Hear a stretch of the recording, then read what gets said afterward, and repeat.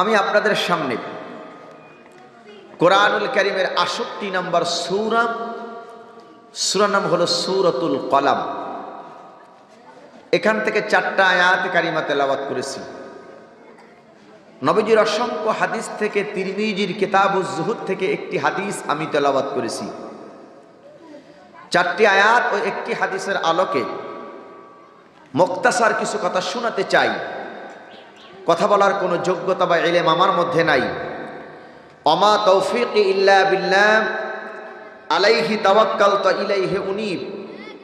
আমার রব, আমার মনিব যদি আমাকে সেই তৌফিক দান করেন তাহলে বলতে পারবো, শুনতে পারবো ইনশাআল্লাহ। আসুন সর্বপ্রথম আমরা আমাদের তেলাওয়াতকৃত আয়াতের সরল অনুবাদ শুনি, তারপরে আস্তে আস্তে ব্যাখ্যা বা তাফসীরের দিক আগানোর চেষ্টা করব ইনশাআল্লাহ। আল্লাহ পাক বলে নুন ওয়াল কলামি ওয়া মা ইয়াসতুরুন। নুন হরফে মুকাত্তাআত, ওয়াল কলামি ওয়া মা ইয়াসতুরুন, শপথ সেই কলমের যেই কলম দ্বারা ফেরেশতারা লেখে।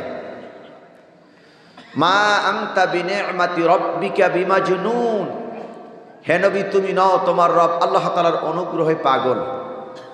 ওয়া ইন্না লাকা লাআজরান গায়রা মামনুন, নিশ্চয়ই তোমার রব অচিরে তোমাকে কিছু দান করবে, তুমি খুশি হয়ে যাবে।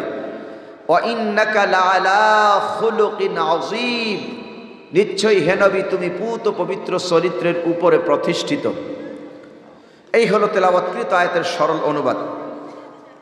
আসুন ব্যাখ্যার দিকে যাই। ব্যাখ্যা মানে তাফসীর। আল্লাহ সুবহানাহু ওয়া তাআলা কোরআনুল কারীমের ৬৮ নম্বর সূরা নাজিল করেছেন। সূরার নাম হলো সূরাতুল কলাম। আমার পূর্বে যে মাওলানা আবুল কাসেম সাহেব আলোচনা করেছেন সূরাতুল হুমাযা, সুন্দর আলোচনা করেছেন, বিষয়ভিত্তিক সুন্দর আলোচনা করেছেন। এখন আমরা শুনবো কোরআন শরীফের ৬৮ নম্বর সূরার নাম হলো সূরাতুল কলাম, যে সূরাটি আল্লাহ নাজিল করেছেন মক্কায়। এই যে ওইখানে কি হচ্ছে ভাই, এটা তো ক্লাস। এই যে সোনামণিরা তোমরা বাসায় চলে যাও, একটু বসো, একজন দুজন মানুষ ওখানে গিয়ে একটু বসেন। হ্যাঁ একটু বসেন ওখানে, এরা কোরআনের ক্লাসে ডিস্টার্ব করে ফেলবে। তোমার ফাঁক ফাঁকই বসো। হ্যাঁ ঠিক আছে ভাই, বসো। কোরআন শরীফের ৬৮ নম্বর সূরার নাম হলো সূরাতুল কলাম। নাজিল করেছেন আল্লাহ মক্কায়। এই সূরাতে আয়াতের সংখ্যা হলো 52, রুকু সংখ্যা হলো 2, সূরার নাম কলাম। সকলের মনোযোগ দৃষ্টি আকর্ষণ করছি। যে সূরাটির আলোচনা এখন আমরা করতে যাচ্ছি, বলুন তো সূরাটির নাম কি? সূরা কলাম। সূরাটা নাজিল কোথায়? আয়াত সংখ্যা কত? রুকু সংখ্যা, সূরার নাম কলাম। আল্লাহ যদি চাইতেন সূরা কলাম মদিনায় নাজিল করতে পারতেন, কিন্তু নাজিল করছে মক্কায়। রাইসুল মুফাসসিরিন হযরত আব্বাস রাদিয়াল্লাহু তাআলা আনহু এবং ইবনে মাসউদ রাদিয়াল্লাহু তাআলা আনহু তারা বলেন, ওহীর সূচনায় ইসলামের দাওয়াতের রাসূলের মক্কি জিন্দেগীর প্রথম দিকের সূরার নাম হলো সূরাতুল কলাম।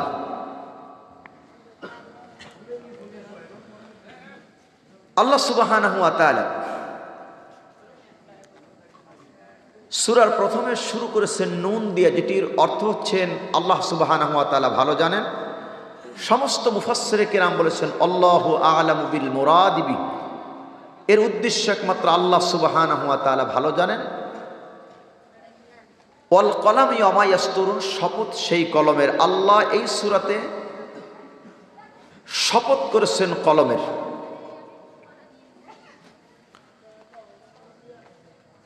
কলমের কসম আল্লাহ খেয়েছেন, শপথ আল্লাহ কলমের করেছেন।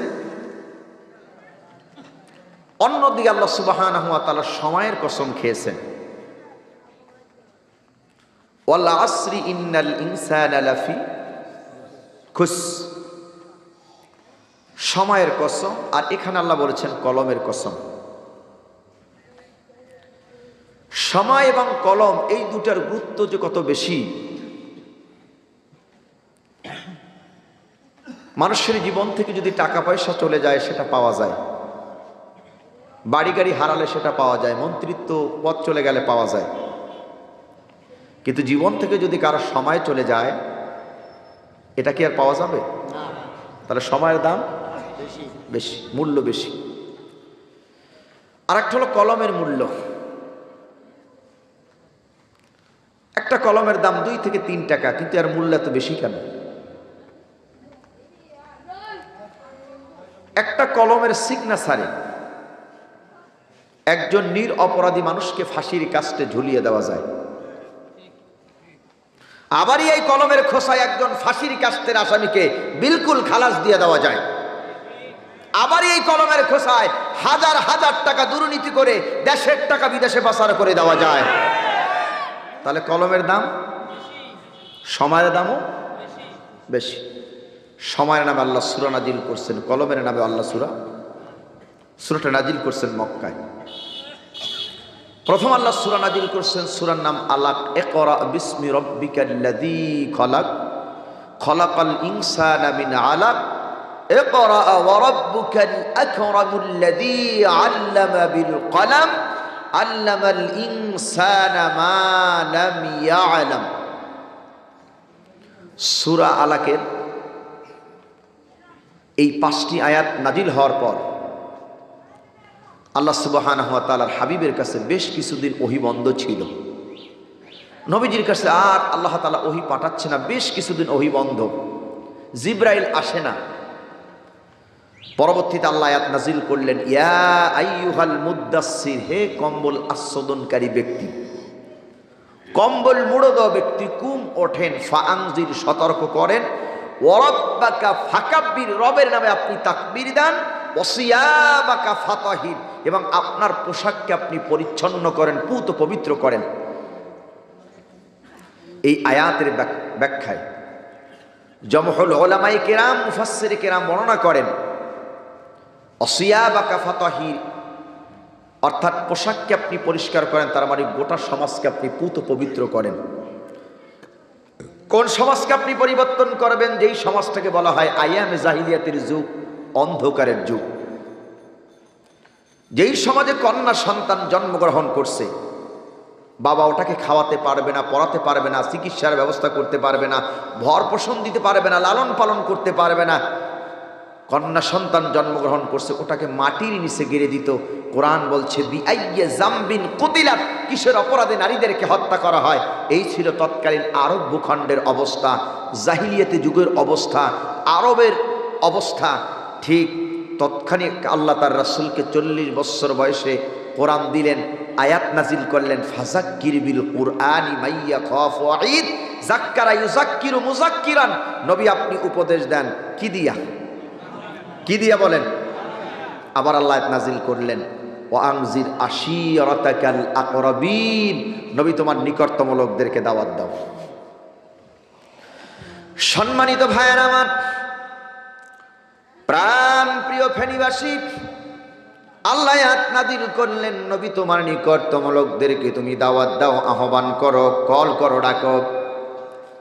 আবার আল্লাহ আয়াত নাজিল করলেন, ইয়া আইয়ুহার রাসূল বাল্লিগ মা উনজিলা ইলাইকা মির রাব্বিক, ইয়া আইয়ুহার রাসূল, হে রাসূল, বাল্লাগা ইউবাল্লিগু তাবলিগান, হে নবী আপনি তাবলীগ করেন, বিমা উনজিলা ইলাইকা মির রাব্বিক, রবের পক্ষ থেকে যে কোরআন আমি আল্লাহ তোমাকে দিয়েছি, সেই কোরআনের দাওয়াত তুমি আরব ভূখণ্ডে মক্কাবাসীর কাছে পৌঁছায়া দাও। রাসূল দাওয়াত দাও, কোরআন দিয়েছি, শুধু কোরআন চুমো খাবা, বুকে লাগাবা আর খতম করবা সেজন্য কোরআন দেই নাই। কোরআন দিয়ে গোটা সমাজকে তুমি পরিবর্তন করো, অন্ধকার দূর করে নূরের প্রদীপ তুমি জ্বালিয়ে দাও। কে বলে? আল্লাহ বলে লিউখরিজান নাসা মিনাজ যুলুমাতি ইলান নূর, অন্ধকার থেকে মানুষগুলোকে টেনে টেনে আলোর রাস্তা তুমি দেখিয়ে দাও। সুবহানাল্লাহ বলেন। কে মেসেজ দেয়? আল্লাহ তার রাসূলকে মেসেজ দিয়েছে, তুমি মানুষদেরকে বের করো অন্ধকার থেকে। কোন রাস্তায়? আলোর রাস্তায়, নূরের রাস্তায় তুমি বের করো। আর আলোর রাস্তা, নূরের রাস্তার নাম কোরআন। সম্মানিত ভাইয়ের আমার, এই আয়াত নাজিল হওয়ার পর নবীজি তার লোকদেরকে ডাকলেন, আরবের লোকদেরকে ডাকলেন, মক্কাবাসীকে ডাকলেন, ডেকে বললেন, তোমরা বলো, ইয়া আইয়ুহান নাস কুলু লা ইলাহা ইল্লাল্লাহি তুফলিহুন। তোমরা বলো লা ইলাহা ইল্লাল্লাহ, আল্লাহ ছাড়া কোনো ইলাহ নাই, মাবুদ নাই, উপাস্য নাই, আইনদাতা নাই, বিধানদাতা নাই। আলা লাহুল খালকু ওয়াল আম, সৃষ্টি যার, হুকুম চলবে তার, আকাশ আর জমিন যার, আইন চলবে তার।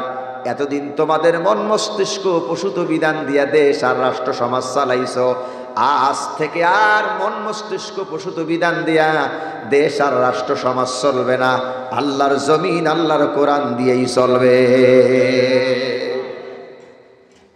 রাসূল বললেন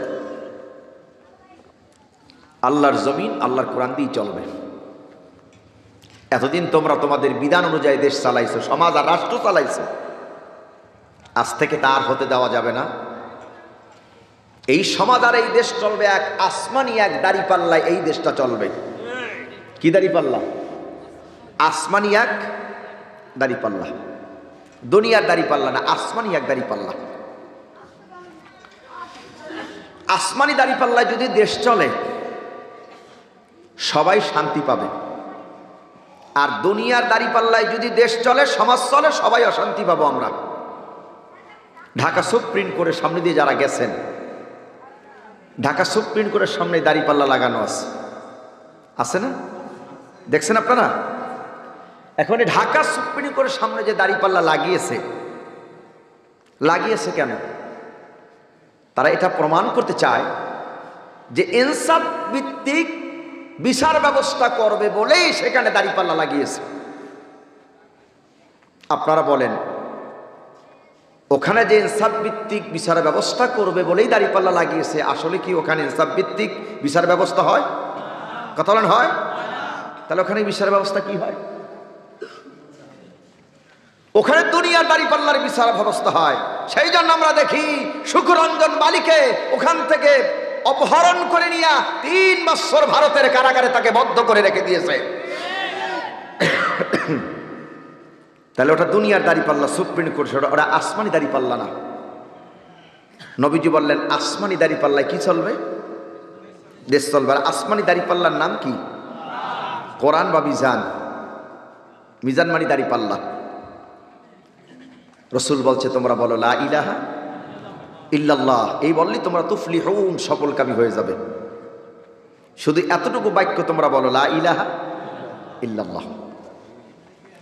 সূরা সাফফাত থেকে শোনাচ্ছি, আল্লাহ নবী বললেন তোমরা বলো লা ইলাহা ইল্লাল্লাহ। মক্কার লোকদের কাছে রাসূল যখন দাওয়াত দিলেন, ইন্নাহুম কানু ইযা কিলা লাহুম লা ইলাহা ইল্লাল্লাহু ইস্তাকবিরুন। নবীজি যখন বলেছেন তোমরা বলো লা ইলাহা ইল্লাল্লাহ, এই কথা বলা মাত্র ইস্তাকবিরুন, আরবের লোকেরা বড় অহংকারী করলো, অহংকার করে বসলো। তার মানে মক্কার লোকেরা অহংকার করলো, এই জন্য ওরা জানে আসমানি দাঁড়িপাল্লা যদি সমাজে প্রতিষ্ঠিত হয়ে যায়, চুরি করা যাবে না, ডাকাতি করা যাবে না, জেনা করা যাবে না, মদ খাওয়া যাবে না, মিথ্যা কথা বলা যাবে না, দেশের টাকা বিদেশে আর পাচার করা যাবে না, রাতের ভোট দিনে আর দিনের ভোট রাতে দেওয়া যাবে না। সেই জন্য মক্কার লোকেরা অহংকার করে বসলো। কান লাগান, ওরা জানে যদি আসমানি দাঁড়িপাল্লা প্রতিষ্ঠিত হয়ে যায়, ওজনে কম দেওয়া যাবে না, খাদ্যে ভেজাল দেওয়া যাবে না, রাতের ভোট দিনে হবে না, দিনের ভোট রাতে হবে না, আসমানি দাঁড়িপাল্লা হবে। রসুল বলছে তোমরা বলো আল্লাহ লাহুল খলকু ওয়াল আম, সৃষ্টি যার হুকুম চলবে তার, আকাশ আর জমিন যার, আইন মেনে না তার। বেশি কথা বলে নাই, শুধু বলছে লা ইলাহা ইল্লাল্লাহ। এখন আমরা তো লা ইলাহা ইল্লাল্লাহর ব্যাখ্যা বুঝি না, কিন্তু তৎকালীন আরব যুগের আরবের লোকেরা, কাফেরেরা কিন্তু এই কালেমার ব্যাখ্যা বুঝছে। এখন এই কালেমার জিকির আমরা করি, মাথায় একটা পাগড়ি বেঁধে মসজিদের কোনায় বসে বসে, হ্যাঁ জিকিরে খুব আমরা একেবারে ভার উঠাই জিকিরে, জিকির করতে করতে লাভ দিয়ে ছাদে উঠি, গাছে উঠি, আসি না নাই? আসি, জিকির করে। জিকির, জিকির মানে স্মরণ। কোরআনেরও একটা নাম হলো জিকির, ইন্না নাহনু নাযালনা যিকরা ওয়া ইন্না লাহু লাহাফিজুন। কোরআন নাজিল করেছি আমি আল্লাহ, জিকির নাজিল করেছি আমি আল্লাহ, আর এই জিকির সংরক্ষণের দায়িত্ব হবে আমি আল্লাহর। কোরআনের এক নাম হলো জিকির। এখন জিকির করে লা ইলাহা ইল্লাল্লাহ, করুক, আমার কোনো আপত্তি নাই, কিন্তু আসলে জিকিরটা কি সেটা আমাদের আগে বুঝতে হবে। জিকির শব্দ অর্থকে সেটা আমাদের বুঝতে হবে, লা ইলাহা ইল্লাল্লাহ কি সেটা আমাদের বুঝতে হবে। লক্ষ্য করেন, হাদিস শোনাচ্ছি, আল্লাহ নবী বলেন মান ক্বালা লা ইলাহা ইল্লাল্লাহ ফাদাখালাল জান্নাহ। আল্লাহ নবী বলেন কেউ যদি একবার বলে লা ইলাহা ইল্লাল্লাহ, ওই ব্যক্তি আল্লাহর জান্নাতে প্রবেশ করবে। লা ইলাহা ইল্লাল্লাহ বললে আল্লাহর জান্নাতে প্রবেশ করবে। আল্লাহর নবী বলেন, রাসূল বলেন লা ইলাহা ইল্লাল্লাহ বললেই জান্নাতে প্রবেশ করবে। আমি বলি যে না, লা ইলাহা ইল্লাল্লাহ বললে আল্লাহর জান্নাতে যাওয়া যাবে না। এখন প্রশ্ন আসতে পারে যে হুজুর, নবীজি বলছে লা ইলাহা ইল্লাল্লাহ বললে জান্নাতে যাওয়া যাবে, আর আপনি বলছেন লা ইলাহা ইল্লাল্লাহ বললে জান্নাতে যাওয়া যাবে না, তার কারণ কি? যারা উলামায়ে কেরাম আছে তারা বুঝবে। রাসূল বলেন এই লা ইলাহা ইল্লাল্লাহ দাখালাল জান্নাহ, রাসূল বলছে লা ইলাহা ইল্লাল্লাহ ফাদাখালাল জান্নাহ। ফা মানে হলো অতঃপর, এটা হরফে জার। আমরা যারা বিবাহ করছি, বিবাহ করার পরে যখন শ্বশুর বাড়িতে গেছি বউ আনার জন্যে, বর সেজে, আমরা একটা ছোট্ট করে শব্দ বলছি, কাবিল তুবা আলহামদুলিল্লাহ, বলছি কি না? কাবিল তুবা আলহামদুলিল্লাহ বলে যে বউকে নিয়ে আসছি, তার মানে কি আজ থেকে শুরু করে মৃত্যুর আগ পর্যন্ত স্ত্রীর ভর পোষণ সব দায়িত্ব হলো এই কাবিল তুবা আলহামদুলিল্লাহ ভিতরে লুকানো আছে। আপনি কাবিল তুবা আলহামদুলিল্লাহ বলে আপনার স্ত্রীকে নিয়ে আসার পর যদি তারে খাবার খাদ্য না দেন, তার সংসারের দায়িত্ব যদি আপনি না নেন, আপনার স্ত্রী কি আপনার সাথে থাকবে? চলে যাবে, মামলা করবে, অথবা কোর্ট কাছারি করবে, ঝগড়া বাজাবে, সালিশি বসাবে। আপনি বুঝে বলেন আর না বুঝে বলেন, যেহেতু বলছেন কাবিল তু, তার মানে স্ত্রী ভর পোষণ আপনার দিতে হবে, এটা দায়িত্ব।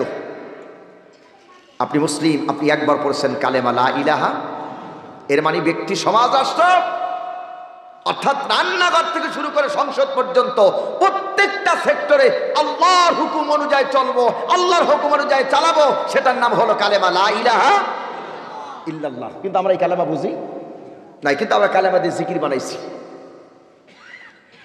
ভাইয়ের আমার লক্ষ্য করেন, আল্লাহ রাসূল কালেমার দাওয়াত দিলেন, মক্কার লোকেরা বুঝে গেল, কালেমার ব্যাখ্যা বুঝে গেল, কালেমার কথা বা কালেমার গুরুত্ব ওরা বুঝে গেল।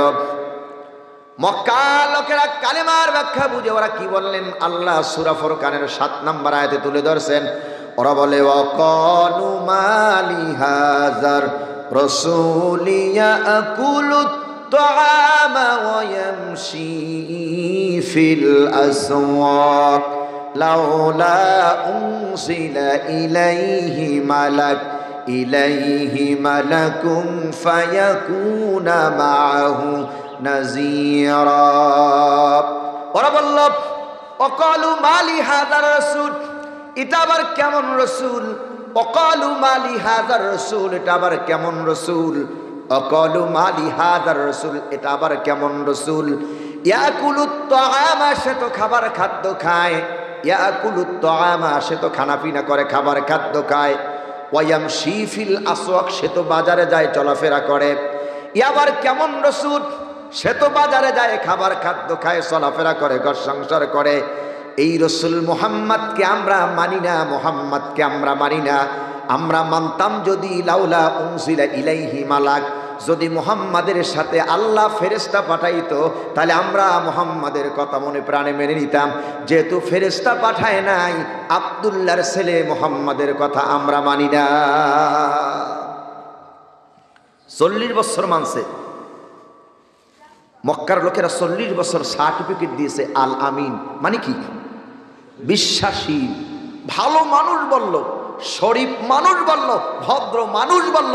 যখন রসুল বলছে কালেমা লা ইলাহা ইল্লাল্লাহ, এখন আর কেউ ভালো মানুষ বলে না, এখন বলে ইয়া মুহাম্মদ আনতা মাজনুন, ইয়া মুহাম্মদ আনতা মাজনুন, ইয়া মুহাম্মদ আনতা মাজনুন। তুমি মুহাম্মদ তুমি একজন পাগল, মুহাম্মদ তুমি একজন পাগল, মুহাম্মদ তুমি একজন পাগল। 40 বছর বলল ভালো, কালেমার দাওয়াত দেওয়ার কারণে এখন বলে পাগল। আমাদের সমাজের চিত্র, আমাদের সমাজের বাস্তবতা তাই। অত্র মসজিদের ইমাম সাহেব নরমস করে যতদিন, চাকরি থাকে ততদিন। আর মসজিদের মেম্বারে যখন হক কথা বলে, সুদ ঘুষ জেনা ব্যভিচার অন্যায় অপরাধ দুর্নীতি সাদাবাজি, মসজিদ থেকে বের হয়ে কয় এই হুজুর আর ভালো না। এতদিন সবার কাছে প্রিয় হুজুর ছিল, যখন তার গায়ে লাগছে তখন কয় রসুল, তখন বলে তার হুজুর ভালো না। 40 বছর সবার কাছে ভালো, লা ইলাহা ইল্লাল্লাহ বলার কারণে। তার মানে রসুল বলছেন আল্লাহর জমির আসমানে দাঁড়িয়ে পাল্লা দিয়ে দেশ চালাও, এই কথা বলতে দেরি মক্কার লোকেরা কয় মুহাম্মদ পাগল। আর এতদিন বলে নাই, এখন বলছে পাগল। এটা বর্তমান সমাজে আমাদের বাস্তবতা কিনা? কতক্ষণ বাস্তবতা কিনা? হুজুর সবার কাছে ভালো, নরমস করলে সবার কাছে ভালো, কিন্তু বাকি ওয়াজ করলে সবার কাছে ভালো না। রসুল সবার কাছে ভালো। ভাইয়ার আমার, আল্লাহ নবী 40 বছর সকলের কাছে আল আমিন বিশ্বাসী। কারা সার্টিফিকেট দিল? কোনো মুসলমান দেয় নাই, কাফেররা দিয়েছে। তৎকালীন যুগে কোনো ব্যাংক ছিল না, অগ্রণী ব্যাংক, সোনালী ব্যাংক, রূপালী ব্যাংক, ইসলামী ব্যাংক, কোনো ব্যাংক ছিল না। ব্যাংকের নাম ছিল মুহাম্মাদুর রাসূলুল্লাহ সাল্লাল্লাহু আলাইহি ওয়াসাল্লাম। আল্লাহ নবীর কাছে মক্কা লোকেরা যেমনে টাকা রেখেছেন, নবীজি তেমনে টাকা ফেরত দিয়েছেন। রূপ্য যেমনে রেখেছেন, নবীজি রূপ্য তেমন ফেরত দিয়েছেন। স্বর্ণ যেমনে রেখেছেন, স্বর্ণ তেমন করে দিয়েছেন। তাই মক্কার লোকেরা সার্টিফিকেট দিল মুহাম্মদ আল আমিন, বিশ্বাসী। 40 বছর পর্যন্ত বিশ্বাসী বলল। যেই কালেমার দাওয়াত দিল, আল্লাহ নবীর বিরুদ্ধে 6টা নাটক দাঁড় করছে। কয়টা নাটক? কথা বলেন কয়টা? আমার দিকে তাকান, কয়টা নাটক? 6টা নাটক। বিগত দিনে আলেমদেরকে যে ফাঁসি দেওয়া হয়েছে, বিগত দিনে আলেমদেরকে যে ফাঁসি দেওয়া হয়েছে, সবগুলো ছিল নাটক। কি ছিল? কথা বলতে হবে, কি ছিল? নাটক। দলিল দিচ্ছে আস্তে আস্তে করে, আপনাদের কষ্ট হচ্ছে? লক্ষ্য করেন, নাটক। আল্লাহ নবীর বিরুদ্ধে নাটক দাঁড় করছে 6টা। 1 নাম্বার বলছে পাগল। আর আল্লাহ বলে ওমা সাহিবুকুম বিমাজনুন, তোমাদের সাথী মুহাম্মদ পাগল নয়, তোমরা যারা রাসূলকে পাগল বলছো তোমরা পাগল, আমার হাবিব মুহাম্মদ পাগল না। এখন রাসূলকে এরা পাগল বললো কেন? নাটক কেন সাজাইলো? অভিনয় কেন করলো? খুব গভীর মনোযোগ। অভিনয় করে মানুষ, প্রথম যে কারণ, সেই কারণ হলো ক্ষমতার লোভ। কিসের লোভ? ক্ষমতার লোভ আর চেহারার লোভে মানুষ অভিনয় করে। তার একটা দলিল দেই। আল্লাহর জলিলুল কদর একজন নবী, সুন্দর নবী, যার নাম হযরত ইউসুফ আলাইহিস সালাতু ওয়াস সালাম। আপনার নাম শুনছেন? নাম শুনছেন হযরত ইউসুফ আলাইহিস সালামের? সুন্দর নবী না? ভাইয়ের আমার, আল্লাহ নবীর বিরুদ্ধে নাটক তারা কেন সাজানো? হযরত ইউসুফ আলাইহিস সালাম একজন নবী, একজন পয়গম্বর। হযরত ইউসুফ আলাইহিস সালাম ছোট্ট বয়সে স্বপ্নে দেখলেন, ইদ ক্বালা ইউসুফু লিয়াবিহি ইয়া আবাতি ইন্নী রাআইতু আহাদা আশারা কাওকাবান ওয়াশ-শামসা ওয়াল-কমর রাআইতুহুম লি সাজিদিন। হযরত ইউসুফ আলাইহিস সালাম স্বপ্নে দেখলেন আকাশের 11টা তারকা, চাঁদ এবং সূর্য সবাই ইউসুফ আলাইহিস সালামকে সেজদা করছেন। স্বপ্নে দেখছেন চাঁদ, সূর্য এবং তারকারাজি, অর্থাৎ 11টা তারকা ইউসুফ আলাইহিস সালামকে সেজদা করছে। আল্লাহর পয়গম্বর ছোট্ট মানুষ ঘুম থেকে উঠে পিতা পয়গম্বর ইয়াকুব আলাইহিস সালামের কাছে গিয়ে বলে, আব্বা, স্বপ্নে দেখলাম আকাশের 11টা তারকা, চাঁদ এবং সূর্য সবাই আমার সেজদা করছে। এই স্বপ্নের ব্যাখ্যা কি বলেন? ইয়াকুব আলাইহিস সালামের বসতার বাকি নাই। ইয়াকুব আলাইহিস সালাম মনে মনে চিন্তা করলেন আর বললেন, শোনো কলিজার টুকরা সন্তান ইউসুফ, আমি একজন নবী, একজন পয়গম্বর, আমার অনেকগুলো সন্তান আছে, সন্তানদের ভিতর থেকে আল্লাহ কাউকে নবুয়তির শেয়ার দেবে না। আমি ইয়াকুব আলাইহিস সালাম বুঝতে পেরেছি আমার পরে আল্লাহ রাব্বুল আলামিন আমার কলিজার টুকরা সন্তান ইউসুফকে নবুয়তির শেয়ার দিয়ে দেবেন। বাবা, এটাই স্বপ্নের ব্যাখ্যা। আমি বুঝছি আমার পরে নবুয়তির শেয়ার কে পাবে? ইউসুফ আলাইহিস সালাম পাবে। ইয়াকুব আলাইহিস সালাম সন্তান ইউসুফকে কাছে ডেকে বললেন, ক্বালা ইয়া বুনাইয়া লা তাকসুস রুইয়াকা আলা ইখওয়াতিকা ফায়াকিদু লাকা কাইদা ইন্নাশ শাইতানা লিল ইনসানি আদুউম মুবিন।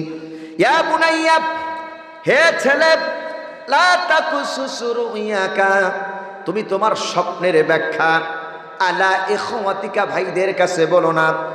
যদি তুমি তোমার স্বপ্নের কথা ভাইদের কাছে বলো, ফায়াকিদু লাকা কায়দা, তোমার ভাইরা তোমার বিরুদ্ধে একটা কায়দা করবে, একটা চক্রান্ত করবে, একটা নাটক করবে, অভিনয় করবে। ইন্নাশ শাইতানা লিল ইনসানি আদুউম মুবিন, নিশ্চয় শয়তান মানুষের প্রকাশ্য দুশমন। শোনো বাবা ইউসুফ, তুমি তোমার স্বপ্নের কথা তোমার ভাইদের কাছে বলো না। যদি ইউসুফ তুমি তোমার স্বপ্নের কথা ভাইদের কাছে বলো, ওই ইউসুফ তোমার ভাইরা তোমাকে, তোমার বিরুদ্ধে ষড়যন্ত্র করবে, তোমাকে হত্যা করার পরিকল্পনা করবে। মনোযোগ আছে আপনাদের? ইউসুফ স্বপ্নের কথা ভাইদের কাছে বলছে। ভাইরা মনে মনে চিন্তা করলো, ও ইউসুফ স্বপ্নে দেখছে, আর এমনি তো আমার আব্বা ইয়াকুব ইউসুফকে বেশি ভালোবাসে, তাহলে এই যে নবুয়তির শেয়ার, ক্ষমতার শেয়ার পাবে, সেটা পাবে আমার ভাই ইউসুফ, আমাদেরকে দেবে না। যে প্রকারে হোক আমাদের ক্ষমতা নিতে হবে, আমাদেরকে শেয়ারে বসতে হবে, ইউসুফকে শেয়ারে বসতে দেওয়া হবে না। বিগত দিনে জালেম স্বৈরাচার এই দেশের যত আলেমদেরকে ফাঁসি দিয়েছে, বিশ্বনন্দিত মুফাসসির কোরআনের পাখি আল্লামা সাঈদী রাহিমাহুল্লাহ আলাইহি নাফারাল্লাহু মারকাদাহু ওয়া জাআলাল জান্নাতা মাসওয়াহু, যিনি 50টি বছর দেশের বিদেশে তাফসীর করেছে। কোরআনের তাফসীর করার কারণে, কোরআনের হক কথাগুলো বলার কারণে জালেম স্বৈরাচার তাকে 13 বছর নির্মমভাবে নির্যাতন করে, ইনজেকশন পিস করে তাকে শহীদ করে দিয়েছে। যতগুলো আলেমদেরকে জালেম শহীদ করেছে, সব শুধুমাত্র ক্ষমতার লোভে সব মানুষদেরকে হত্যা করেছে। ইউসুফ আলাইহিস সালামকে হত্যা করতেই হবে, ক্ষমতার মস্তরে আমাদের বসতেই হবে। কাদের পরিকল্পনা? ভাইদের। কাদের? ইউসুফ আলাইহিস সালামের ভাইদের। আল্লাহ যারে সম্মান দেন জেলখানায় দেন, আর আল্লাহ যারে অপমান করেন ক্ষমতার মস্তকে বসে আল্লাহ জুতা পিটা করে দুনিয়া থেকে বিদায় করে দেয়। ক্ষমতা কার? ক্ষমতা কার? আল্লাহ। ক্ষমতার মস্তকে আমাদের বসতে হবে, ইউসুফকে হত্যা করতেই হবে। বাবার কাছে চলে গেলেন অভিনয় করতে, গিয়ে বলেন, বাবা আমরা একটু বনভোজনে যাব। এই যে কোরআন থেকে শোনাচ্ছি, গল্প না, বনভোজনে যাব, ভাই ইউসুফকে দিবেন? বললেন না, ইউসুফকে দেওয়া যাবে না, ইউসুফকে দিলে বাঘে খেয়ে ফেলবে। ভাইয়ের আমার, হযরত ইয়াকুব আলাইহিস সালাম সন্তানদের অভিনয় বুঝতে পারলেন। হযরত ইয়াকুব আলাইহিস সালাম বললেন, শোনো আমার সন্তান ইউসুফকে তো বাঘে খেয়ে ফেলবে। ওরা বলল, ক্বালু লা ইন আকালাহু যিবু ওয়া নাহনু উসবাতুন ইন্না ইদাল লাখাসিরুন। ওরা বলল, কেমন করে আমার ভাই ইউসুফকে বাগে খাবে? খেতে পারবে না, যেহেতু আমরা আছি বড় একটা শক্তিশালী দল। ওয়া নাহনু উসবাতুন, অন্য জায়গায় আসছেন শাদীদ, আমরা বড় শক্তিশালী দল আছি, আমার ভাই ইউসুফকে খেতে দেব না। বাঘের সাথে যুদ্ধ করে আমার ভাই ইউসুফকে রাখবো। আল্লাহর পয়গম্বর ইয়াকুব আলাইহিস সালাম দিতে রাজি হয়ে গেলেন, নিয়ে গেলেন। আল্লাহর পয়গম্বর ইয়াকুব আলাইহিস সালামের চোখের আড়াল হতে না হতে একজন ইউসুফকে ঘা দেয়, ঘুষি দেয়, কেউ লাথি দেয়, কেউ সর দেয়। আঘাত করতে করতে করতে কূপের কাছে নিয়ে গেলেন। হযরত ইউসুফ আলাইহিস সালামের হাত পাও বাঁধলেন, গায়ের জামাটা খুলে ইউসুফ আলাইহিস সালামকে কূপের ভিতরে ফেলে দিল। আল্লাহর পয়গম্বর ইউসুফ আলাইহিস সালাম আল্লাহর শরণাপন্ন হয়ে গেলেন। রব্বুল আলামিন, কূপের ভিতরে তুমি ছাড়া কিন্তু আমাকে আর কেউ বাঁচাতে পারবে না। আল্লাহর পয়গম্বর ইউসুফ যখন আল্লাহর শরণাপন্ন হলেন, হযরতে জিবরাইলকে আল্লাহ আদেশ করলেন, হযরতে জিবরাইল আল্লাহর পয়গম্বর ইউসুফের পায়ের নিচে একটা পাথর দাঁড় করে দিয়েছে। রাখে আল্লাহ? মারে আল্লাহ? ওরা চাইছে কি মারতে, আর আল্লাহ কি করছে? পাথর দাঁড় করতেছে, জান্নাতের খাবার দাবার আসছে। এই 10 ভাই এখন ওকে ফেলে দিয়ে বকরি একটা জবাই করছে। বকরি একটা জবাই করে, এই যে কোরআনের আয়াত, বকরি একটা জবাই করছে। জবাই করে ওই যে জামাটা খুলে রাখছিল, ওই জামার ভিতরে রক্ত লাগাইছে। এবার একবারে ঠিক রক্ত লাগাইয়া ভাইরা সবাই বাবার কাছে যাচ্ছে। কোন সময় যায় লক্ষ্য করে, জামায় রক্ত লাগাইয়া প্যাকেট করে যাচ্ছে। এবার ভাইরা বকরি জবাই করে জামার ভিতরে রক্ত লাগাইয়া ওয়াজাউ আবাহুম ইশাআইয়াবকুন। ভাইরা সন্ধ্যার সময় বাবা ইয়াকুবের সামনে গিয়ে দাঁড়ায় গেলেন। ওয়াজাউ আবাহুম ইশাআইয়াবকুন, একেবারে কাঁদতে কাঁদতে কাঁদতে কাঁদতে কাঁদতে কাঁদতে গিয়ে দাঁড়ায় গেছেন। আব্বা কি অভিনয়, কান্দে, জামাই লাগানো আছে কি রক্ত আর কাঁদে, অভিনয় কাঁদতে কাঁদতে গেছে। ওয়াজাউ আবাহুম ইশাআইয়াবকুন, একেবারে কাঁদতে কাঁদতে গেছে, নাটক। দাবি করে মুসলমান, দাবি করে মুসলমান, মক্কায় হজ করে, উমরা করে, যাকাত দেয়, মডেল মসজিদ বানায়। আবার যখন সুযোগ পায় ভারতে গিয়া কপালটারে সিঁদুর দিয়া রাঙায়। আছে আছে কতক্ষণ আছে আছে, গর্ব করে বলে আমার ছেলের বউ অমুক, আমার মেয়ের জামাই অমুক। আছে না নেই? আর আল্লাহ কোরআনে বলছেন, তোমরা মুশরিক নারীদেরকে বিবাহ করো না হাত্তা ইউমিননা, যতক্ষণ পর্যন্ত ঈমান না আনে। মুশরিকরা ডাকে জাহান্নামের দিক, আর মুমিন ডাকে কোন দিক? জান্নাতের দিক। মুশরিক নারীদেরকে তোমরা বিবাহ করো না। কান লাগান। ওয়াজাউ আবাহু ইশাআইয়াবকুন, একেবারে সন্ধ্যার সময় কানতে কানতে গিয়ে কয়, আব্বা আব্বা অতারাকনা ইউসুফ ইনদা মাতাইনা ফাকালাহু যিব। আমার ভাই ইউসুফরে আমাদের মালের কাছে নিয়ে আমরা খেলাধুলা করতেছিলাম, একটা বাঘ এসে ইউসুফরে খেয়ে ফেলছে। আব্বা ওমা আনতা বিমুমিনিন লানা ওয়ালাউ কুন্না সাদিকিন, আমরা যদি সত্য কথাও বলি তাও আপনি বিশ্বাস করবেন না, কারণ আপনি তো বেশি ভালোবাসেন ইউসুফরে আমাদের থেকে। আমরা এখন সত্য কথা বললেও আপনি বেশি আমাদেরকে পাত্তা দিবেন না, আমরা যদি সত্যবাদী হয়ে থাকি। দেখছেন মৃত্যুকরা কি অভিনয় করে। আব্বা প্রমাণস্বরূপ দেখেন, এই যে ইউসুফের জামাটা আমরা নিয়ে আসছি, দেখেন এই জামার ভিতরে রক্ত, বাঘে যে ইউসুফরে খাইছে এই রক্ত দেখেন এখনো জামার ভিতরে আছে। আব্বা প্রমাণস্বরূপ এই যে জামাটা নিয়ে আসছি। আল্লাহর পয়গম্বর ইয়াকুব আলাইহিস সালাতু ওয়াস সালাম জামাটা দেখলেন, জামাটা দেখে দেখলেন জামার ভিতরে বাঘের নখের কোনো একটা আসর নাই, মুখের কোনো কামড় নাই, দাঁতের কোনো আঘাত নাই, ভালো জামা ছিঁড়া নাই, ফুটা নাই, যেটাই বোঝেন। আল্লাহর পয়গম্বর ইউসুফ আলাইহিস সালাম বললেন, শোনো ছেলেরা, আমার সন্তান ইউসুফকে বলেছো তোমরা বাঘে খেয়ে ফেলেছে, তবে তোমরা শোনো, আমার সন্তান ইউসুফকে যে বাঘে খেয়েছে, আমার সন্তান ইউসুফকে যে বাঘে খেয়েছে, আমার সন্তান ইউসুফকে যে বাঘে খেয়েছে, বাঘটা বড় দারুণ শিকারী বাঘ। কি বাঘ? কি বাঘ? শিকারী বাঘ, দারুণ শিকারী বাঘ। আমার ছেলের জামা দিয়ে গেছে আর জামা খুলে বাঘে খেয়েছে। আর যে জামাটা তোমরা নিয়ে আসছো, জামাটার ভিতরে একটা নখের আসর নাই, ফুটাও নাই, সিরাও নাই, একটা কামড়ও নাই। বাঘটা বড় দারুণ শিকারী বাঘ। অপরাধীরা যতই অপরাধ করুক না কেন, মনের অজান্তে একটা চিহ্ন থেকেই যায়। ভাইয়ার আমার, হযরত ইয়াকুব আলাইহিস সালাম ছেলেদের এই কৌশল অভিনয় বুঝতে পারলেন। হযরত ইউসুফ আলাইহিস সালামের এই কষ্টের কথা কেমন করে ভুলবে? সন্তানকে যেতে বেশি মহব্বত করে, আর সন্তানদেরকে তো কিছু বলতে পারবে না। হযরত ইয়াকুব আলাইহিস সালাম বললেন, ফাসাবরুন জামিলুন ওয়াল্লাহুল মুস্তাআনু আলা মা তাসিফুন।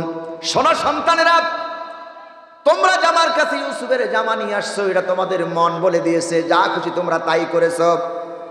তবে তোমাদের কাছে গালমন্দ করব না, মারামারি করব না, তোমাদেরকে কোনো কথা শুনবো না। আমি ইয়াকুব আলাইহিস সালাম আমার আল্লাহর উপরে এমনটা ধৈর্য রাখি, আমি এমন ধৈর্য আমি আল্লাহর উপরে রেখেছি, সবর করব। আমার আল্লাহ যদি চায়, আমার রব যদি চায়, আমার কলিজার টুকরা ইউসুফকে আমি ইয়াকুব আলাইহিস সালামের কাছে আবার আল্লাহ ফিরাইয়া দেবে। কার উপর সবর করছে? আমার আল্লাহ যদি চায় আমার কাছে কি? আচ্ছা বলেন, ইয়াকুবরে কি আসলে বাঘে, ইউসুফরে কি আগে বাঘে খাইছে? ওরা কিসের জন্য হত্যা করে? কিসের জন্য বলেন? কিসের জন্য? আমার কথা কি বুঝতেছেন? কিসের জন্য? শেয়ারের জন্য। আসলে কি শেয়ার নিতে পেরেছিল? শেয়ার নিতে পেরেছিল? 10 ভাই হত্যা করে চেয়ার পাইতে চেয়েছিল। ইউসুফ আলাইহিস সালাম আল্লাহ স্বর্ণপন্ন হয়ে গেছে। আল্লাহ কয়, ইউসুফ এটা মরণকূপ না। ওরা ভেবেছে এটা তোমার জন্য মরণকূপ, এটা মরণকূপ না, এদিকে মরণকূপ। আর আমি তোমার জন্য দরজা খুলে রেখেছি, মিশরের অর্থমন্ত্রী আমি আল্লাহ তোমার বানাই দেবো। বানাই দেয় নাই? আজকের কিন্তু ওটা আবার আলোচনা না, সূরা কলামের উপরে আলোচনা। আল্লাহ অর্থমন্ত্রী বানাই দিয়েছেন, আল্লাহ যদি চান পারেন। রসুলের বিরুদ্ধে নাটক করছিলেন যেন কয়টা? 6টা। 1 নাম্বার নাটক ওরা করছেন,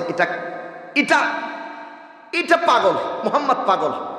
আর আল্লাহ বলে তোমাদের সাথী মুহাম্মদ। এখন এই নাটকটা কেন করলো?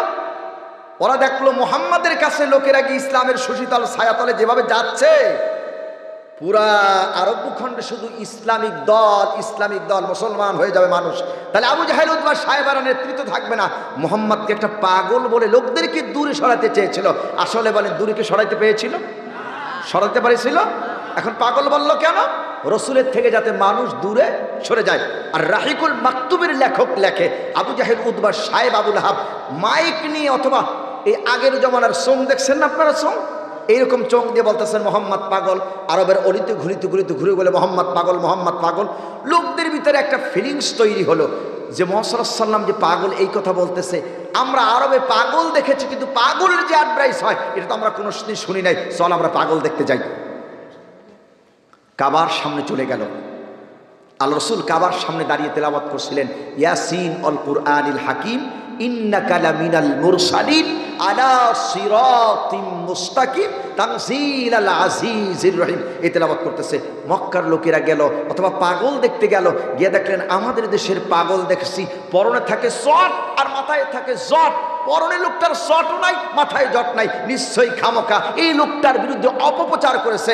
আমরা আমাদের নেতাদের কথা মানবো না, আমরা মুহাম্মাদের হাতে কালেমা পড়ে মুসলমান হয়ে যাব। সুবহানাল্লাহ বলেন। ওরা অপপ্রচার করছে যাতে রসুলের কাছ থেকে মানুষদেরকে দূরে সরাতে পারে। আল্লাহ বলে ওয়ারাফানা লাকা যিকরাক, নবী তোমার সম্মান আমি আল্লাহ বিশ্বময় ছড়াইয়ে দেব। সুবহানাল্লাহ বলেন। কে বলছে? আল্লাহ বলছে। ওরা পাগল বলছে। এখন পাগল কেন বলছে? স্বার্থের উপরে আঘাত করছে। ভাইয়ের আমার, আল্লাহ নবীর বিরুদ্ধে এক নাম্বার নাটক দাঁড় করলো পাগল। আর আল্লাহ বলে তোমাদের সাথে মুহাম্মদ পাগল নয়। নবীজির মনটা একটু খারাপ হয়ে গেলেন, আল্লাহ পাক বরদাস্ত করতে পারলেন না। আল্লাহ সাথে সাথে আজকের তেলাওয়াত করে আয়াত নাজিল করলেন, নুনাল কলামি ওয়া মা ইয়াসতুরুন মা আনতা বিনি'মাতি রাব্বিকা বিমাজনুন ওয়া ইন্না লাকা লাআজরান গায়রা মামনুন وَإِنَّكَ لَعَلَى خُلُقٍ عَظِيمٍ নুন হরফে মুকাত্তাত আল কলাম মা ইয়াসতুরুন, শপথ সেই কলমের যেই কলম দ্বারা ফেরেশতারা লেখে। মা আনতা বিনি'মাতি রাব্বিকা বিমাজনুন, হে নবী তুমি তোমার রব আল্লাহ তাআলার অনুগ্রহে পাগল না।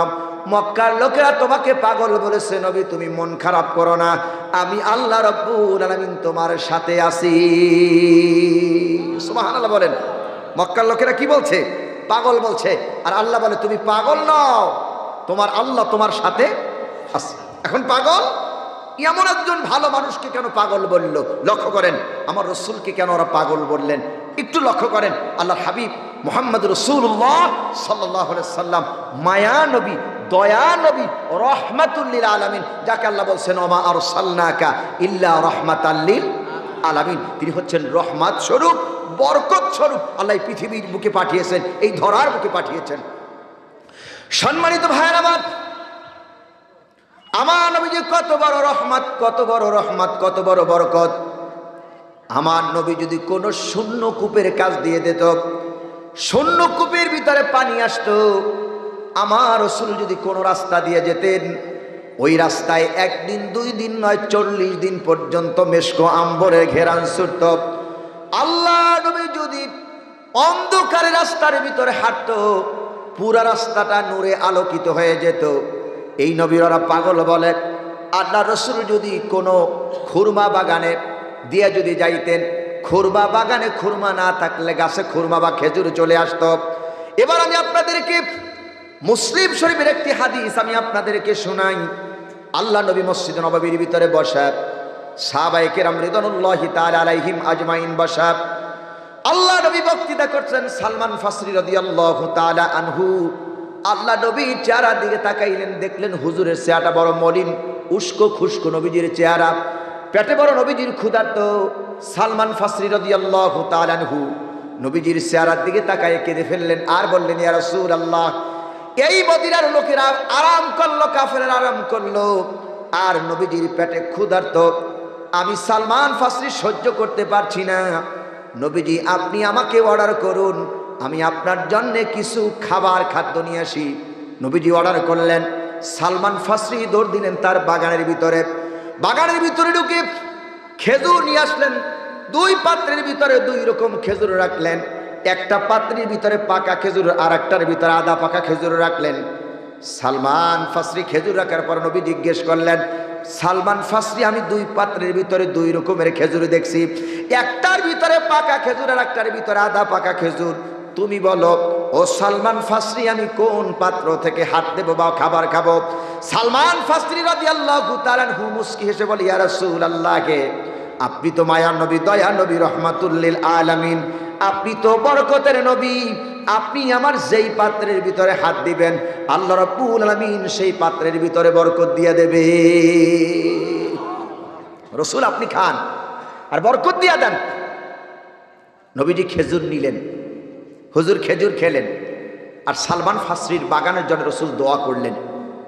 ওই যে ১৫০০ বছর আগে আল্লাহ রাসূল দোয়া করে গিয়েছেন, আমি পুরা মদিনার বাগান ঘুরে ঘুরে দেখেছি, আমি পুরা মদিনার বাগান ঘুরে ঘুরে দেখেছি।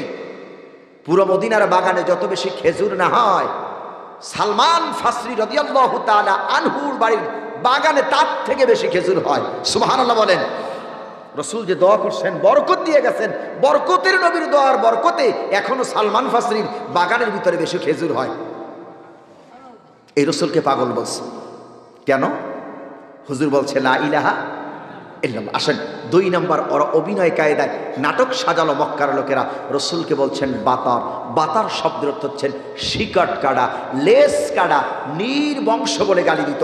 রসুল যখন মক্কার রাস্তা দিয়ে যাইতো, আবু জাহেল, উতবা, সাহেব, আবুল আহাব কাফেররা রাখতো, ইয়া মুহাম্মদ আনতা বাতার, হে মুহাম্মদ তুমি তো লেস কাটা, হে মুহাম্মদ তুমি তো শিকট কাটা, হে মুহাম্মদ তুমি তো নির্বংশ, এই বলে গালি দিত। রসুলকে লেস কাটা, নির্বংশ, শিকাট কাটা বলে গালি দিত। কেন গালি দিত? লেস কাটা, শিকাট কাটা, নির্বংশ কেন বলতো?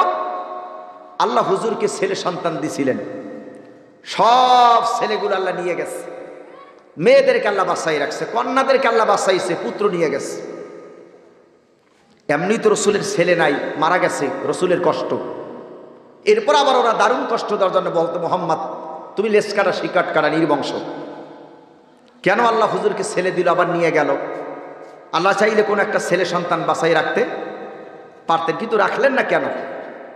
আল্লাহ চাইলে পারতেন না একটা ছেলে বাসাইতে, কিন্তু সব নিয়ে গেছে। রাখছে কে? কাদেরকে? মেয়েদেরকে আল্লাহ বাসাই রাখছে, ছেলেদেরকে আল্লাহ নিয়ে গেছে। সম্মানিত ভাইয়ার আমার, ছেলেদেরকে আল্লাহ কেন নিয়ে গেলেন, মেয়েদেরকে আল্লাহ কেন রসুলের বাসায় রাখলেন? আল্লাহ পাক বলে মা কানা মুহাম্মাদুন আবা আহাদিম মির রিজালিকুম ওয়ালাকিন রাসূলুল্লাহি ওয়া খাতামান নাবিয়্যিন ওয়া কানাল্লাহু বিকুল্লি শাইইন আলিমা। মুহাম্মদ সাল্লাল্লাহু আলাইহি ওয়াসাল্লাম কোন পুরুষের পিতা নন। মুহাম্মদ সাল্লাল্লাহু আলাইহি ওয়াসাল্লাম কোন পুরুষের পিতা নন, তিনি কন্যাদের পিতা। তিনি ছেলেদের পিতা নন, ছেলেদের বাবা নন, মেয়েদের বাবা। রসুল কোন ছেলেদের বাবা না, তিনি মেয়েদের বাবা। কেন আল্লাহ হুজুরের ছেলেগুলো নিয়ে গেছেন? আমার নবীকে আল্লাহ শেষ নবী বানাইছেন, আমার নবীর উপরে কোন নবী বা রসুল এই ধরার বুকে আসবে না। আল্লাহ এই জন্য হুজুরকে ছেলে দিয়েছেন, ছেলেগুলো দিয়ে নিয়ে গেছেন, মেয়েদেরকে বাঁচায় রাখছেন। তার একটা ইতিহাস বা প্রমাণ আমি আপনাদের সামনে উদাহরণ বা মিসাল দিলে বুঝতে সুবিধা হবে। আল্লাহর পয়গম্বর হযরত ইব্রাহিম আলাইহিস সালাম ছিলেন নবী, তার পুত্র ইসমাঈল আলাইহিস সালাম ছিলেন নবী, ইয়াকুব আলাইহিস সালাম নবী, তার পুত্র ইউসুফ আলাইহিস সালাম নবী। নবীর ছেলে একজন নবী, নবীর ছেলে একজন নবী, নবীর ছেলে একজন নবী। আমাদের বাংলাদেশের দিকে লক্ষ্য করেন, চরমনার পীর মরে যাওয়ার পর তার ছেলে পীর হয়েছে, তিনি ইন্তেকাল করার পর তার ছেলে পীর হয়েছে, তিনি ইন্তেকাল করার পরে গদি ঋষি পীর, শর্ষিনার পীর মরে যাওয়ার পর তার ছেলে পীর হয়েছেন, তিনি ইন্তেকাল করার পর তার ছেলে পীর হয়েছেন, এই ছেলে ইন্তেকাল করার পর তার ছেলে পীর হয়েছেন। লক্ষ্য করেন, তাহলে পীরের ছেলে পীর, পীরের ছেলে পীর, পীরের ছেলে পীর, নবীর ছেলে নবী, নবীর ছেলে নবী। আল্লাহ যদি হুজুরের কোনো একটা ছেলে সন্তান, পুত্র সন্তান বাঁচায় রাখত, তাহলে তাম পৃথিবীর লোকেরা ধরে নিত নবীর ছেলে একজন নবী, নবীর পুত্র একজন নবী। সেই জন্য আল্লাহ নবীর সব ছেলেগুলো নিয়ে গেছেন, কন্যাদেরকে বাঁচায় রাখছেন। তাই আল্লাহ রাব্বুল আলামিনের হাবিবের কন্যা যখন বেঁচে আছেন, ছেলেগুলো যখন মারা গেছেন, রাস্তা দিয়ে নবীজি যখন যাইতেন, মক্কার লোকের, আরবের লোকেরা কাফেরা রাখত মোহাম্মদ শিকাট কাটা, লেস কাটা, নির্বংশ বলে গালি দিত বা ডাকত। আল্লাহ নবীর মনটা একটু খারাপ হয়ে গেলেন, আল্লাহ সান্ত্বনা দিয়ে সূরা নাযিল করলেন, ইন্না আতাইনাকাল কাউসার ফাসাল্লি লিরাব্বিকা ওয়ানহার ইন্না শানিয়াকা হুয়াল আবতার। সবাই বলি ইন্না আতাইনাকাল কাউসার ফাসাল্লি লিরাব্বিকা ওয়ানহার ইন্না শানিয়াকা হুয়াল আবতার। ইন্না আতাইনাকাল কাউসার, নিশ্চয় নবী আমি আপনার উপরে কাউসার দান করেছি। ফাসাল্লি লিরাব্বিকা ওয়ানহার, আপনি আপনার প্রভু নামে নামাজ পড়েন, কোরবানি করেন।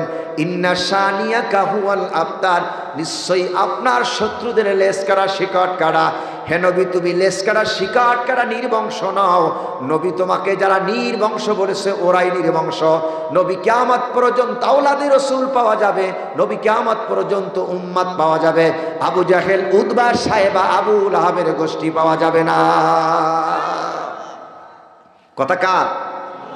হে রাসূল তুমি দুঃখ পেও না, তুমি লেস কাটা নির্বংশ নয়, কিয়ামত পর্যন্ত উম্মত পাওয়া যাবে তোমার, কিন্তু আবু জাহেল উতবা সাহেবা পাওয়া। এই যেখানে শত শত মানুষ বসে আছেন, যদি এখান থেকে একজন দাঁড়াই বলে যে আমি আবু জাহেলের চাচতো ভাই, মামাতো ভাই, ওর পিঠের সামনে থাকবে কথা, ওর পিঠের সামনে থাকবে, যার কাছে যা আছে তাই দিয়ে শুরু করবে। আর নবীর উম্মত বললে বুকে টেনে নেবে, কোলে টেনে নেবে। তাহলে আবু জাহেল এর উত্তরসূরি নাই, কিন্তু মাঝে মাঝে পাওয়া যায়, মাঝে মাঝে কি পাওয়া যায়। তবে আপনাদের এই ফেনীতে আছে কিনা জানা নাই, ফেনীতে আছে কিনা জানা নাই। যাত্রা হয়, সিউটার হয়, নাটক টেলিভিশনে তা বাধা হয় না, পারমিশন লাগে না, পারমিট লাগে না, কিন্তু তাফসির মাহফিল হইলে পারমিশন লাগে। কেন পারমিশন লাগবে কেন? 144 জারি করে যে অমুক হুজুর এখানে আসতে পারবে না, অমুক বক্তা আসতে পারবে না, অমুক মাওলানা আসতে পারবে না। তখন দুঃখ লাগে। 1500 বছর আগে আবু জাহেল এই আইন প্রথম করেছিলেন। সূরা হামিম আর সেজদার 26 নম্বর আয়াত। আবু জাহেল বলছিল লা তাসমাউ লিহাযাল কোরআন, তোমরা কেউ কোরআন শুনবে না, যদি শোনো হট্টগোল করবে, মারামারি করবে, 144 জারি করবে, 144 ধারা জারি করলে মুহাম্মদ আর তেলাওয়াত করতে পারবে না।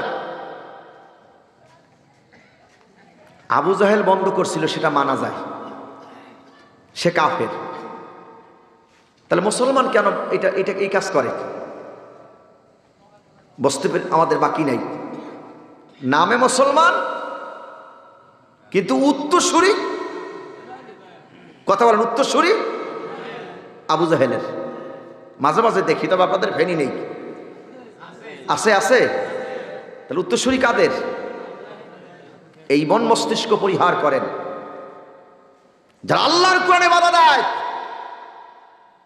যদি থাকে হিরো, কোরআন বানাই দেয় একেবারে জিরো। আর কোন জিরো ব্যক্তি যদি কোরআনের সম্মান করে, কোরআন বানাই দেয় তার হিরো। সুবহানাল্লাহ বলেন। তার একটা উদাহরণ দেয়, কষ্ট হচ্ছে আপনাদের? খলিফাতুল মুসলিমিন ওমর জিরো, হযরত ওমর একেবারে জিরো, কোনো পুঁজি নাই। একদিন রাতের বেলা হযরত ওমর তলোয়ারটা এরকম কাঁধে নিয়ে চলছেন, মুহাম্মদকে হত্যা করবেন, নাউজুবিল্লাহ। তখনও তিনি কুপুরি হালতে, মুশরিক হালতে, ইসলাম গ্রহণ করে নাই। ওমর যাচ্ছেন তলোয়ার নিয়ে রাসূলকে হত্যা করতে। তিনি মনে মনে ভাবতেছেন মুহাম্মদকে এখন কোথাও পাওয়া যাবে না, আল্লাহর কালাম তেলাওয়াতে নামাজে সে আছে, যাই হোক নামাজে গিয়ে আমি তাকে হত্যা করব। সম্মানিত ভাইয়ার আমার, হযরত ওমর রাদিয়াল্লাহু তাআলা আনহু গভীর রাত তলোয়ার নিয়ে বের হলেন আল্লাহর নবীকে হত্যা করার জন্যে। মনে মনে চিন্তা করলেন মুহাম্মদকে এখন কোথাও পাওয়া যাবে না, মুহাম্মদকে পাওয়া যাবে নামাজের তেলাওয়াত। হযরত ওমর রাদিয়াল্লাহু তাআলা আনহু তলোয়ার নিয়ে চলে গেলেন। আল্লাহ রাসূল নামাজ পড়তেছেন, আলহামদুলিল্লাহি রাব্বিল আলামিন, সবাই পড়েন, আর রহমানির রহিম, মালিকি ইয়াউমিদ্দিন, ইয়াকা না'বুদু ওয়া ইয়াকা নাস্তাঈন, ইহদিনাস সিরাতাল মুস্তাকিম, সিরাতাল্লাযীনা আন'আমতা আলাইহিম গায়রিল মাগদুবি আলাইহিম ওয়ালাদ-দাল্লিন। আল-হাক্কাতু মাল-হাক্কা ওয়া মা আদরাকা মাল-হাক্কা। নবীজি নামাজ পড়ছেন আর সূরা হাক্কাক নামাজের মধ্যে তেলাওয়াত করতেছেন। ওমর সেই তেলাওয়াত শুনছেন। ওমর রাদিয়াল্লাহু তাআলা আনহু তলোয়ারটা নিয়ে দাঁড়ায় গেলেন, আর মনে মনে চিন্তা করলেন মুহাম্মাদের তেলাওয়াত এত দারুণ তেলাওয়াত, মুহাম্মাদের তেলাওয়াত এত দারুণ তেলাওয়াত, মুহাম্মাদের পড়াটা বড় দারুণ পড়া, মুহাম্মাদের তেলাওয়াত বড় সুন্দর তেলাওয়াত। যাই হোক, আমি হত্যা করার জন্য আসছি, এখন হত্যা করব না, মুহাম্মাদের তেলাওয়াত শেষ হলে পরে আমি তাকে হত্যা করব। আল্লাহ নবীর তেলাওয়াত শুনছেন হযরত ওমর। ওমর বলছেন ওই দিন যে আমি আল্লাহ রাসূলকে হত্যা করতে আসছিলাম, আমি ছিলাম জিরো।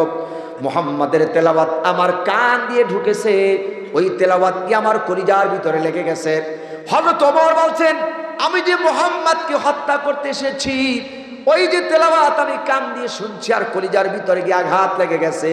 মুহাম্মাদের তেলাওয়াত কান দিয়ে ঢুকছে, কলিজার ভিতরে আঘাত লেগে গেছে, সুতরাং আমি মুহাম্মাদকে হত্যা করব না। আল্লাহ নবীর পিছনে দাঁড়ায় ওমর তেলাওয়াত শুনছেন, আর মনে মনে ভাবছেন মুহাম্মদ এত সুন্দর পড়ে, মুহাম্মদ এত সুন্দর তেলাওয়াত করে, নিশ্চয়ই মুহাম্মদ একজন এই আরবের ভিতরে শ্রেষ্ঠ কবি হয়ে গেছে। কবি না হলে পরে এত সুন্দর করে তিনি তেলাওয়াত করতে পারতো না। আল্লাহ নবীকে যখন মুহাম্মদ ভাবলো, আল্লাহর নবীকে যখন মুহাম্মদকে ভাবলো, যখন ওমর কবি, রাসূল সাথে সাথে সূরা হাক্কাকের আয়াত তেলাওয়াত করলেন, ওমা হুয়া বিকাউলি শাইরিন কলিলাম মা তুমিনুন।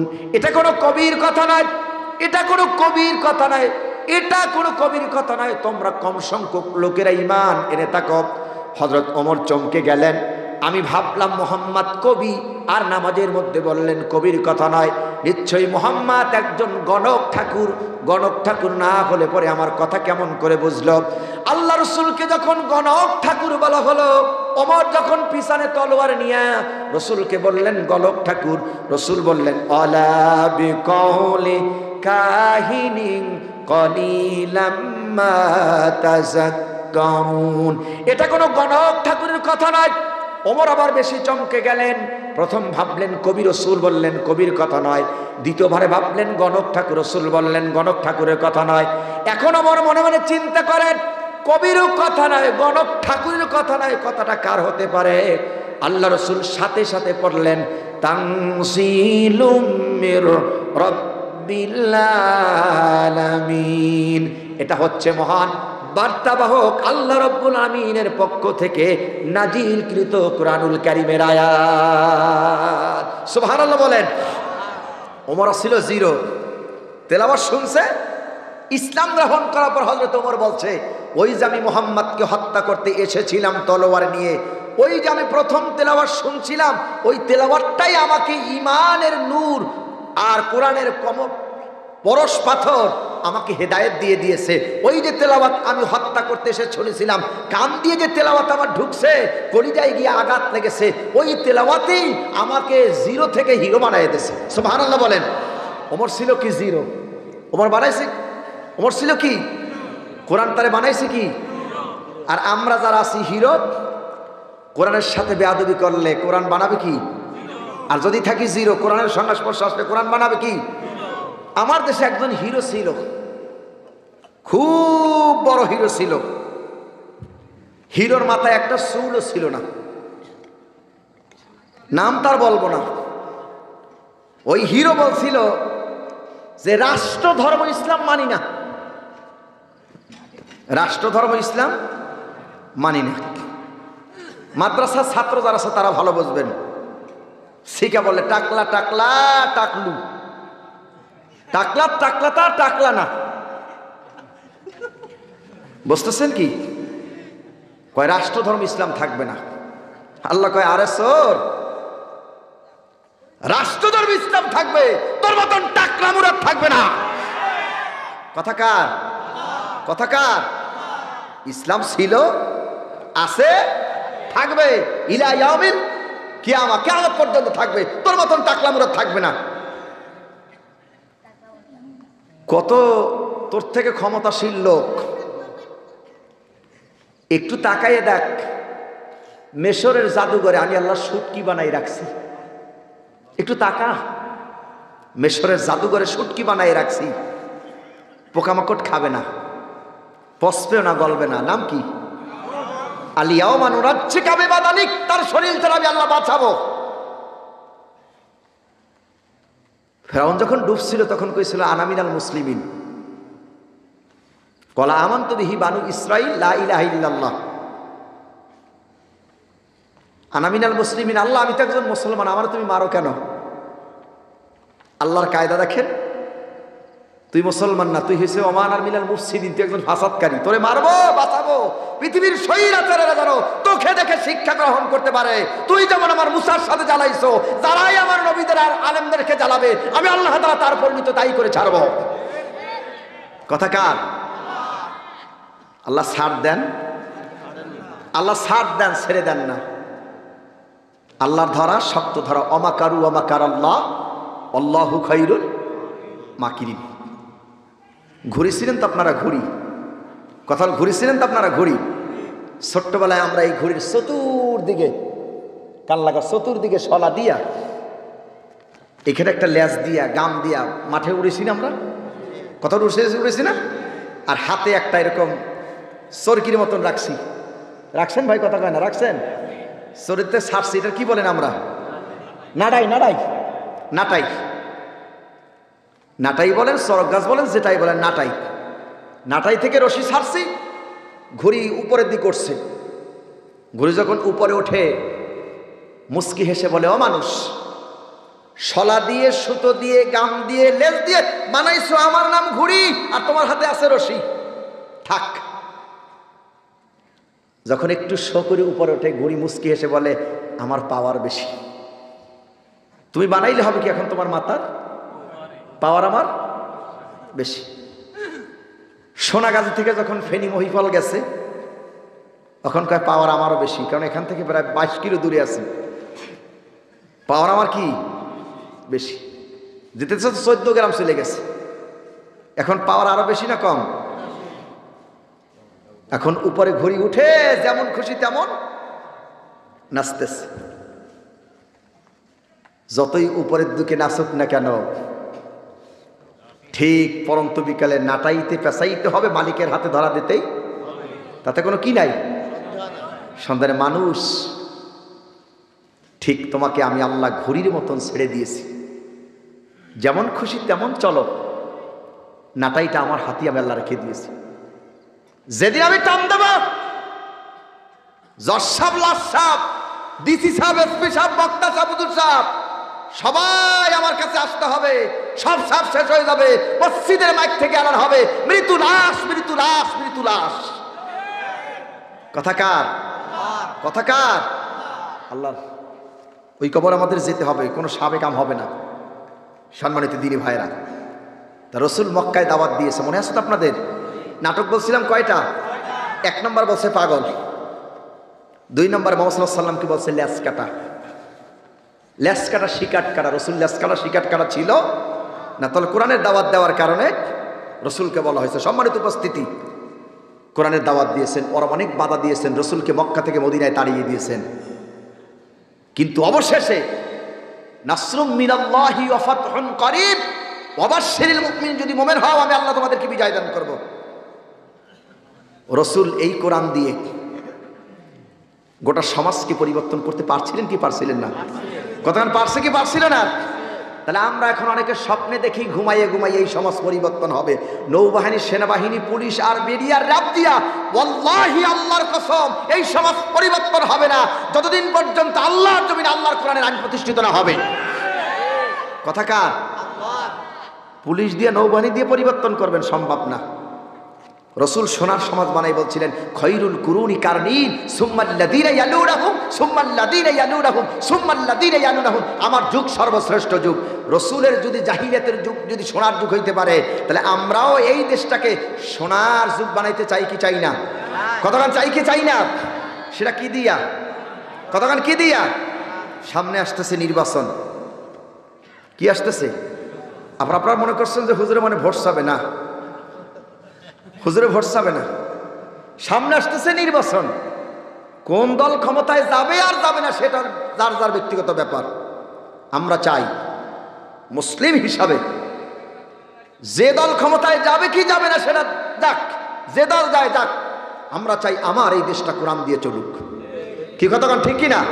এই দেশটা কোরআন দিয়ে চলুক, এখানে কি আমরা চাই? কারা কারা স্যার হাত উঁচু করে আল্লাহকে দেখান, লিল্লাহে তাকবীর, নারায়ে তাকবীর, হাত নামান। কোরআন দিয়ে যদি দেশ চলে, যে দল ক্ষমতায় যাক যাক, কোরআন দিয়ে যদি দেশ চলে, তাহলে ফেনীর আমার এই বোন নুসরাতের মতন আগুন দিয়ে কারো জীবন দিতে হবে না, এমসি কলেজে খালিদের মতন জীবন দিতে হবে না, বুয়েটের আপনার মতন জীবন দিতে হবে না। কোরআনের রাস যদি কায়েম হয়ে যায়, দলমত নির্বিশেষে হিসাবে আহ্বান জানাই, এই দেশটা কোরআনের দেশ হোক। এটা কি আমরা চাই? আমরা কি চাই? কোরআনের দেশে কি হইলে কি হবে? আপনাদের এই মসজিদে আমি খতিব, আপনাদের মসজিদের খতিব আমি, অথবা আপনাদের এই সোনাগাজী মডেল মসজিদের খতিব আমি।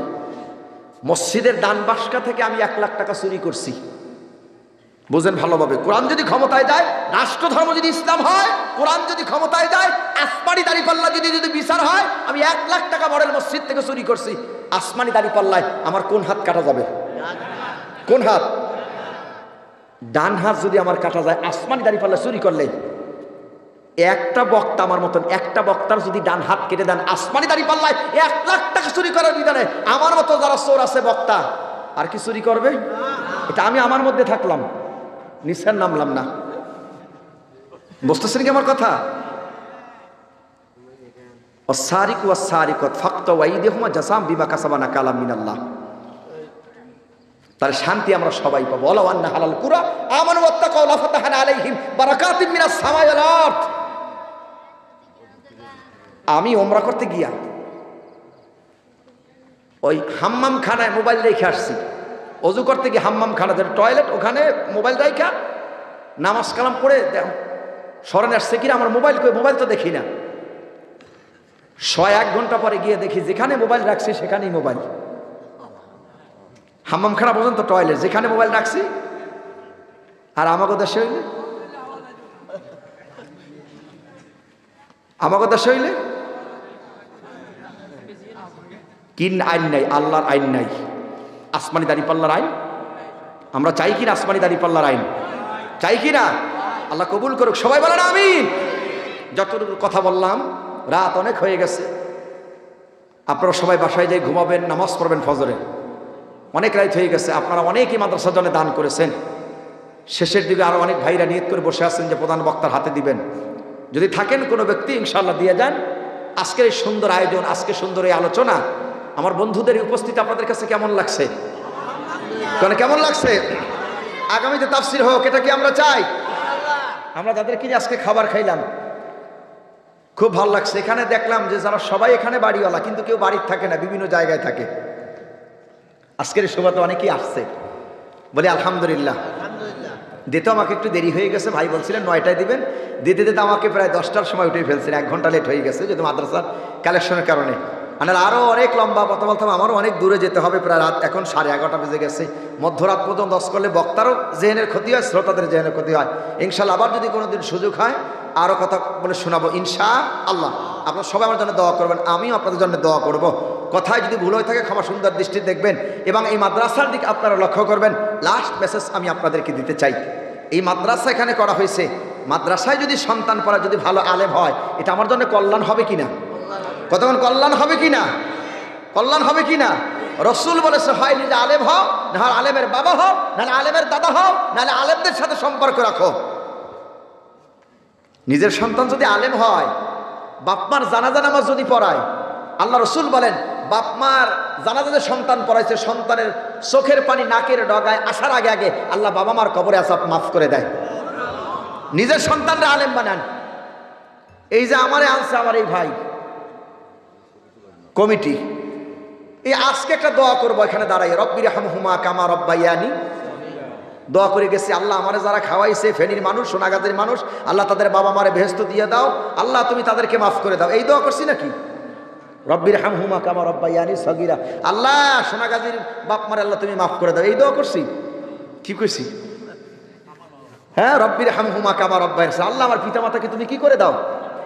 তাহলে আপনার সন্তান যদি আলেম হয়, আপনার জন্য দোয়া করবে। নিজের চুলকানি নিজে চুলকান, যেখানে চুলকাবে সেখানে হাত যাবে। আর আরেকজনকে যদি ভাড়া করে নিয়ে আসেন, আপনার খাউজানি হবে মনে করে কোমরে, সে হাত যাবে পিঠে। কি বাস্তব কিনা? তাহলে সন্তান আলেম বানাবার দরকার আছে না নাই? তাহলে এই মাদ্রাসায় দেবো বলি ইনশা আল্লাহ। রসুল বলেছেন উত্তম ব্যক্তি ওই ব্যক্তি, রসুল বলেছেন খায়রুকুম মান তাআল্লামাল কুরআন ওয়া আল্লামা, তোমাদের ভিতরে সর্বোত্তম ওই ব্যক্তি, শ্রেষ্ঠ ব্যক্তি ওই ব্যক্তি, মর্যাদাবান ওই ব্যক্তি যিনি কোরআন শেখেন এবং অপরকে শিক্ষা দেন, তিনি উত্তম ব্যক্তি। ছেলের এসপি বানাইছেন, ডিসি বানাইছেন, এমপি বানান, মন্ত্রী বানান, কোনো আমার আপত্তি নেই, বানান। বাদশাহ হারুন রশিদের নাম শুনছেন আপনারা? বাদশাহ হারুন রশিদের নাম শুনছেন? একদিন উজিরদেরকে নিয়ে বাদশাহ হারুন রশিদ মনে করেন যে সফর করতেছে, একটা পুষ্করিণীর কাছে গিয়ে বাদশাহ হারুন রশিদ দাঁড়ায় গেছে, বলতেছে এই উজিরেরা বলো তো পুষ্করিণীর ভিতরে কয় গ্লাস পানি আছে? উজিরেরা কয় মহারাজ, বাদশাহ হারুন রশিদ আপনার মাথা খারাপ, আপনি পাগল। কেন? এই পুষ্করিণীতে কয় গ্লাস পানি আছে এটা কেমনে আমরা বলবো?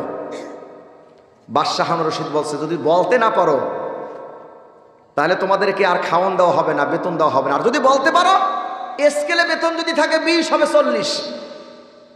উজিরেরা সবাই চিন্তায় পড়ে গেল, মহারাজ বলে কি, বাদশাহ হারুন রশিদ বলে কি, এই পুষ্করিণীর ভিতরে কয় গ্লাস পানি আছে এটা বলা লাগবে কেন, খামোখা কি বলার দরকার আছে? সবাই চুপ হয়ে গেছে। মাদ্রাসার একজন তালিবুল ইলম, মাদ্রাসার একজন ছাত্র আল্লাহর কালাম নিয়ে মাদ্রাসায় পড়তে যাচ্ছিল, ছেলেটা ডাকছে বাদশাহ হারুন রশিদ এদিকে আসো, বাবা বলো তো এই পুষ্করিণীর ভিতরে কয় গ্লাস পানি আছে? বাচ্চা ছেলেটি মুস্কি হেসে বলছেন মহারাজ শুনুন, এটা তো সামান্য ছোট্ট একটি প্রশ্ন, বাদশাহ এর থেকে যদি কোনো কঠিন প্রশ্ন থাকে আমাকে আপনি করেন, ইনশাআল্লাহ আমি তালিবুল ইলম মাদ্রাসার ছাত্র, এই প্রশ্নের জবাব দিতে সক্ষম আছি ইনশাআল্লাহ। উজিরেরা সবাই কি ফেল, আর বাদশা বলে কি সামান্য প্রশ্ন। উজিরেরা যেখানে ফেল, বড় বড় উজির, আর ছোট্ট বাচ্চা বলছেন এটা ছোট্ট সামান্য প্রশ্ন। আচ্ছা বলো তো বাবা। বাচ্চা ছেলেটি মুস্কি হেসে বলছেন মহারাজ পুষ্করিণীর সমান যদি একটা গ্লাস হয় 1 গ্লাস পানি, আর পুষ্করিণীর সমান যদি 2টা গ্লাস হয় তাহলে 2 গ্লাস পানি। বাচ্চা তখনই বাদশাহ হারুন রশিদ বলছেন খায়রুকুম মান তাআল্লামাল কুরআনা ওয়া আল্লামা, তোমাদের ভিতরে উত্তম ব্যক্তি, শ্রেষ্ঠ ব্যক্তি ওই ব্যক্তি, মর্যাদাবান ব্যক্তি যিনি কোরআন শেখেন এবং অপরকে শিক্ষা দেন। সন্তান আলেম হইলে কি লস আছে? কত লস হয়েছে?